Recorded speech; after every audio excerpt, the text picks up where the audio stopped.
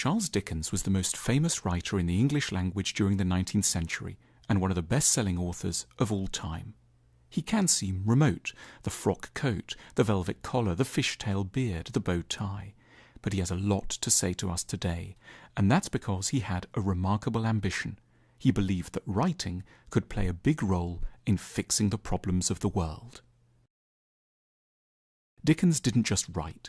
From the very beginning there were signs of a great showman. As a child he loved putting on plays in the family kitchen and singing songs standing on a table in the local pub. Before radio or television, going to hear Dickens giving a reading was to experience an exceptional showman. Often to the dismay of later literary friends, entertainment remained at the heart of what Dickens was up to. He was always hoping to get us interested in some pretty serious things: the evils of an industrializing society, the working conditions in factories, child labour, vicious social snobbery, the maddening inefficiencies of government bureaucracy. In theory, we recognise that these, and their modern versions, are pretty worthy themes, but if we're honest with ourselves, we admit that they don't sound very inviting as things to read about in a novel in bed or at the airport. Dickens's genius was to discover that the big ambitions to educate his society about its failings didn't have to be opposed to what his critics called fun: racy plots, a chatty style, clownish characters, weepy moments, and happy endings. He rejected the idea that we have to make a fatal choice between being worthy but dull or popular but shallow. Dickens set out to educate via entertaining, because he so well understood how easy it is for us individually and collectively to resist certain tricky but important lessons. Dickens is significant because he was working out, for his own time, how to do something that's crucial for ours: how to be seductive about serious things. Charles Dickens was born in Portsmouth in February 1812. His father was a clerk in the Navy Office. They had to constantly move about to follow his different appointments. It was a genteel life at first, but there were always money troubles looming. When he was only 10, Dickens had to leave school because his parents could no longer afford the modest fees. He was sent to work in London at a blacking factory where they made polish for giving a dark sheen, much admired at the time, to metal surfaces. It was a grim experience. Young Dickens hated the fumes and numbing speed with which he had to carry out repetitive tasks. The people he worked around were bullying and sinister. Then his father was arrested for debt. At that time, debtors could be confined to prison, along with their dependents, by their creditors until they were able to start paying off what they owed.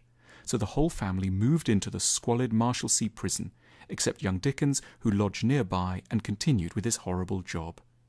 Part of the continuing popular affection for Dickens comes from his very strong sense of the precariousness of life and his deep compassion for those who are its victims. When Dickens's life improved, in his early 20s he discovered that he was an outstandingly brilliant journalist. Dickens was very good at remembering his own suffering, and he used it in a very clever way. He always put really nice characters into the awful places of Victorian England. The blacking factory is described in David Copperfield through the eyes of young David, who is sensitive, intelligent, and charming. David is the reader when young, or the reader's son or nephew. Dickens is saying, imagine someone like you, or someone you like, was in somewhere like that. When he writes about poorhouses, which were local forced labour camps for people unable to support themselves, Dickens sends in little Oliver Twist, who actually belongs to a well-to-do family from whom he's been separated by a series of tragic accidents. Oliver is not typical at all of the people who ended up in poorhouses, but he's there so that his readers, who at that time would generally be quite prosperous, could think, what if this were me? On one occasion, when Dickens shows us the miseries of a debtor prison, it's in the company of a lovable buffoon, a muddled but very sweet and well-meaning man called Mr. Micawber. The background protective assumption that only rather shady types could end up here is punctured. Dickens was working with a key assumption. Of course, everyone knew already that there were poorhouses, horrible working conditions, and debtors' prison. These were obvious facts of early 19th century life in England. The point was that comfortable people, the kind of people who had the power to change things, generally didn't feel much sense of urgency. They didn't feel personally connected to the problems. So Dickens used his own experience to get people to feel interested in and sympathetic to the plight of others that they'd normally have been emotionally very distant from. He didn't say, look how awful it is for them. He said, here's what it would be like for you. In an ideal world, we'd perhaps care equally about everyone, but in reality our concern is much more readily directed towards the misfortunes of people we know and find likeable. So if, like Dickens, your project is to draw attention to a failure in the system, it's a very good strategy to follow the method he was using. Get us to like the people who are having a hard time, and then, and only then, can we start to feel engaged. The other thing that Dickens did to keep us on board with his high-minded vision of social reform was to keep on showing how well he understood the cosy, pleasing, enjoyable things of life. He desperately didn't want the big causes to come across as meaning you couldn't keep on liking all the sweet comforts of life. So Dickens was particularly good at evoking the pleasures of home. In one of his novels, he takes us to the house of a lovable old eccentric who's refashioned his small suburban house as a miniature castle, complete with a tiny drawbridge that can be pulled up by lengths of twine to keep the wild world at bay. Dickens loved picnics, games of cricket in the park, going shopping for a new tie, donuts, sitting by the fire, having friends round for dinner, warm blankets, and going on holiday. Being a caring and good person, he is saying, doesn't mean disdaining the ordinary small pleasures. This is a key element in Dickens's general strategy. He knows it's going to be hard to get people to think about difficult things if you don't start from a deep recognition of what we are already like. Otherwise, you can come across as cold and a bit obsessive. Dickens took the practical business side of writing very seriously. He was immensely productive. He churned out books, and he was deeply concerned about copyright laws, sales figures, and profit margins. But Dickens didn't simply want to sell a lot of novels. He wanted to change things in the world, but he knew perfectly well that a book wouldn't have an effect unless it was in wide circulation, unless the business side was going well. His writing draws attention to many things that were going wrong: the poor law, the dreadful state of schools, rampant nepotism, and harsh working conditions. But he wasn't trying to advocate specific schemes of reform. If you'd asked Dickens what exactly the government should do to improve the conditions in factories, or what a better legal system would look like, he wouldn't have had a carefully worked out alternative policy to hand.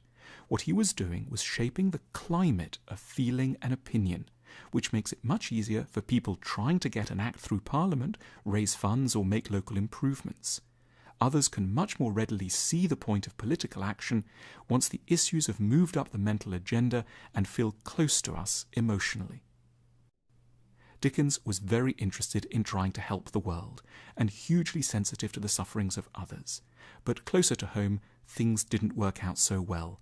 He wasn't a good husband or father. He got married in 1837 when he was in his mid-20s to Catherine Hogarth, and they had 10 children together, 8 of whom survived into adulthood. But Dickens increasingly found her dull and passive, and when he was in his mid-40s, he fell in love with a 19-year-old actress, Ellen Ternan. He couldn't get divorced. It was completely taboo for a major public figure to take such a step. So they separated, his wife left after 20 years together, and they never saw each other again. Dickens was unimpressed by all of his children, whom he regarded as idle and ever ready to sponge off him. They were prone to drinking too much and to gambling. Dickens is a painful reminder of the terrible conflicts that can arise between different kinds of devotion. Dickens was immensely painstaking with his work. He'd stay up as late as needed. He'd think of it first thing in the morning. He'd exhaust himself. Yet around his children and his wife, he was plodding, conventional, and often coldly detached. We could blame him and say he should have been a better partner and father, or we could feel a touch of pity for the horrible limitations of our nature, which can make it hard for us to be very good at 2 very different kinds of things at the same time. And hopefully a little of this pity can extend to ourselves, since we are the ones who now actually need it. On the 8th of June 1870, when he was 58, Dickens died at home after his usual intense day's work. He was at the early stages of his 15th novel. The Guardian published an obituary the next day. Wherever the English language is spoken, the intelligence we publish this morning of the decease of Mr. Charles Dickens will be received with feelings of deep regret. Early last night it became known that the distinguished novelist had been seized with paralysis at his residence, Gad's Hill, Kent. Dickens's power doesn't lie just in the particular things he wrote. What's even more impressive is the bigger idea to which he was loyal all his life, that the task of writing, and art more generally, is to make goodness attractive, to make it easier and more bearable for us to learn uncomfortable lessons, and to broaden our sympathies by helping us to identify with people whose outward lives may be unlike ours, but whose inner lives are not unsimilar.